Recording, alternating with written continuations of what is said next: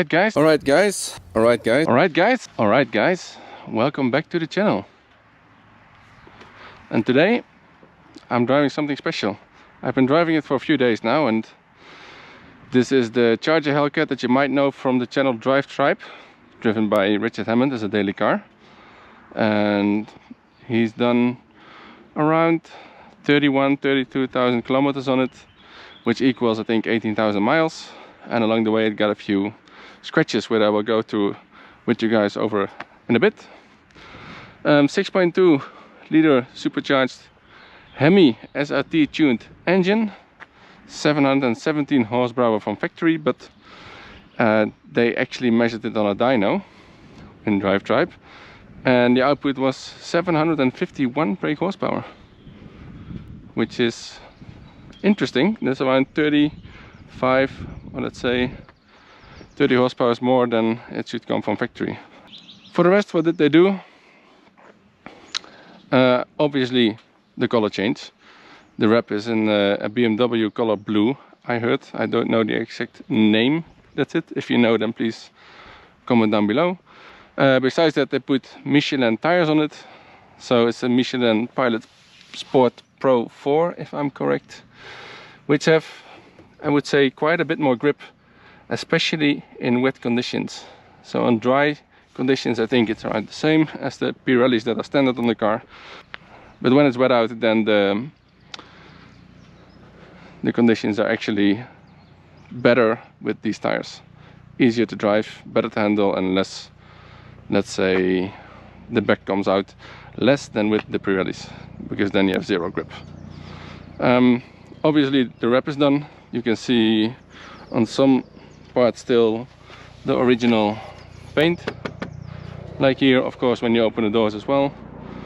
And it's also letting loose, or letting go already at some parts of the body. Fortunately you have this, let's say, protection foil for stones and whatnot on this car standard.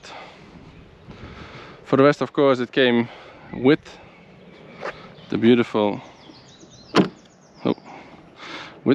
spoiler that Hammond bought. Looks amazing. What else did I notice driving this car? The front brakes are completely gone, or let's say warped, because when you hit the brakes the car starts to shake, especially on higher speeds when you have to slow down. Hello. So the engine runs a little hot. I noticed that when you push the car to like higher speeds, top speed, and there's enough coolant in the car. That's not the case. I have no clue why this is happening. There's also enough oil. The pressure is good of the oil as well, and temperature by normal use is also okay. Just when you push it to like 300 kilometers an hour, it starts going up. It shouldn't do that. I drove many Hellcats and they never really run hot, so there's some issue there. I got a souvenir from, or I saw a souvenir on the car, which is, I think, the logo or a reminder of the smallest cork, the workshop of Richard Hammond. And I think that's about it, things I found on the outside. Of course, any Hellcat drives really good, really amazing. We will take it for a spin in a bit. And if you guys have any suggestions what I should do for the rest with this car the coming days, please let me know down below. Comment and give a thumbs up if you like the videos that I make. Oh, and there was one more souvenir that Richard forgot to take out. His seat. But I don't need it, since I'm 1.90 m.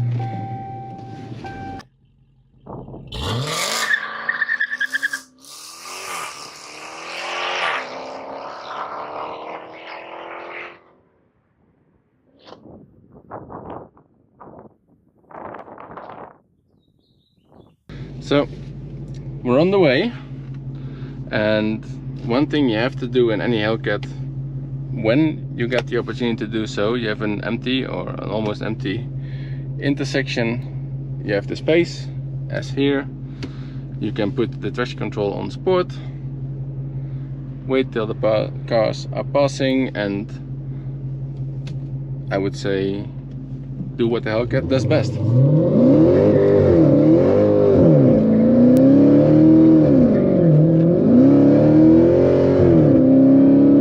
Leave the intersection with smoke, which is fun. So, as I said, I'm happy it didn't end up in a junkyard, it didn't get crashed, and it's still in one piece.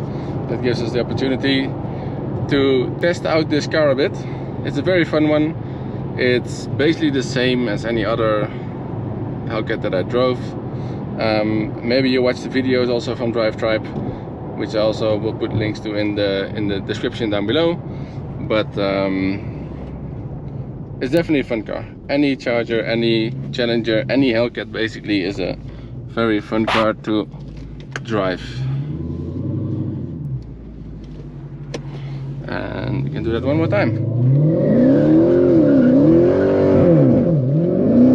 There was a little puddle in the road, but hey, we came through. There we go. All right, here we go, off to the highway.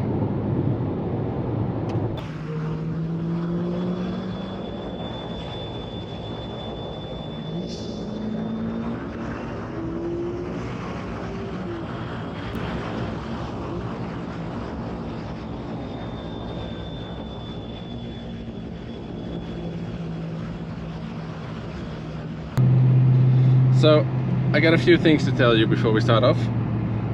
First of all, I never trust the, let's say, dashboard kilometers or speed reference. So I put today, also easier for you guys to see from this camera, the speed in GPS.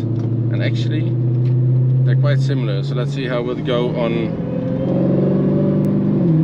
higher speeds.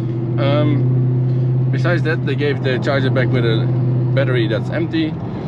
They changed the tires, but they forgot to they put Michelin tires on it, which is actually quite good compared to the Pirelli tires on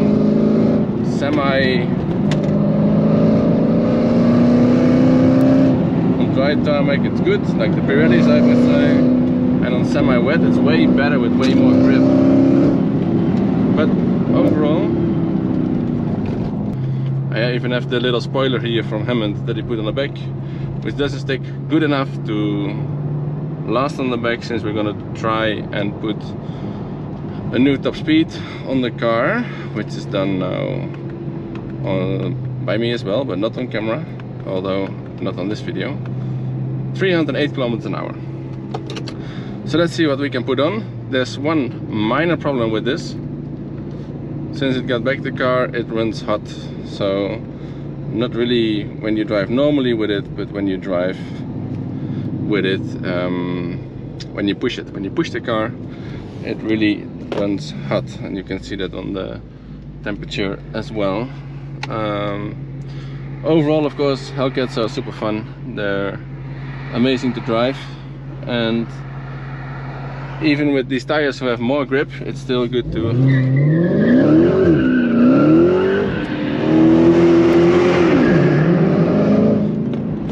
drift a little bit with the cars, which is fun to do.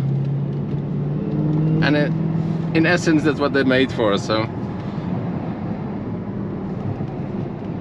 let's see what this little Charger can do. 6.2 liter V8 supercharged engine, and the funny thing is, normally these engines have around 700 and I think formerly 711 or 717, depends a bit if you look at American horsepower or European ones. But Drivetribe put this car on the dyno, and they got an output of 751 horsepower, which is around, let's say, 30 or 35 horsepower more than it says from the factory, which is interesting. Let's see if these extra horsepower come to place and what we can do with it. So this car is fitted with the NAP exhaust. I think it's a German producer, if I'm honest, I'm not entirely sure. There's a full exhaust under it, but just after the manifold, the two manifolds from the engine, there's a little pipe going. If you open the button, or if you open the exhaust, choosing the button here, click it, then you always have this lovely sound that only wants to go forward.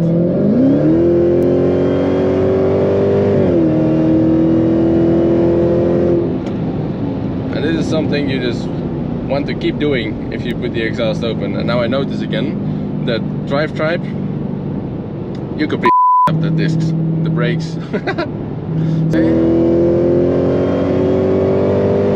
But this is what I mean, this 6.2 liter V8 engine is screaming the joy out of everything.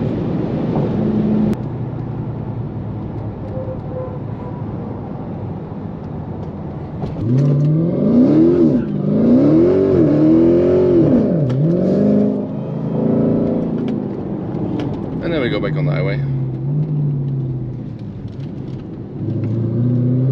So, let's see. And this thing is just incredible fast.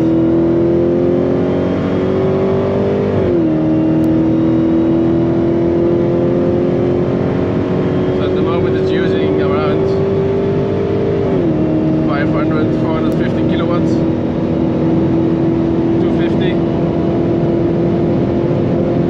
It's a little bit bumpy, this section of the highway. And now you see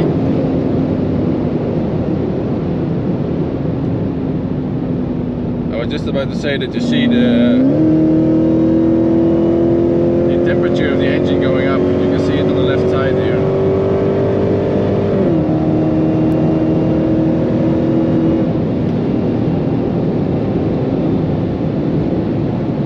And the fun thing in track mode is that with every shift that you do, you feel the car clutching and getting the full power on again in a really, let's say, racy way. You really feel the hit of the clutch, the hit of the gearbox.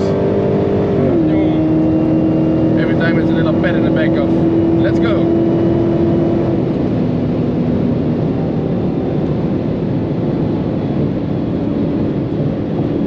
So I'm afraid today is a little bit too busy to really push the high speed. But overall it's a really fun car to drive.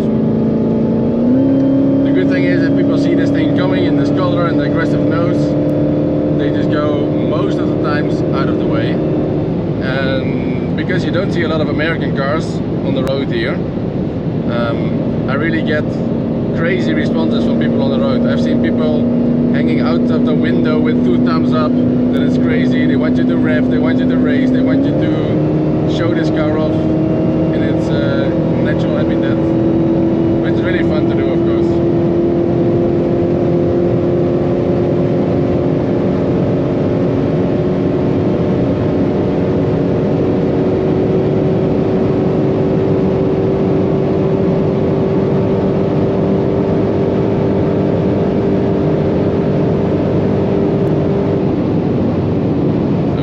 Hit 300, but I can't see well over the hill here, so I have to do a little bit down since the discs of this car is not really going well. And this is, now you hear the entire car shaking. This is exactly what I expected with the fan and the camper. So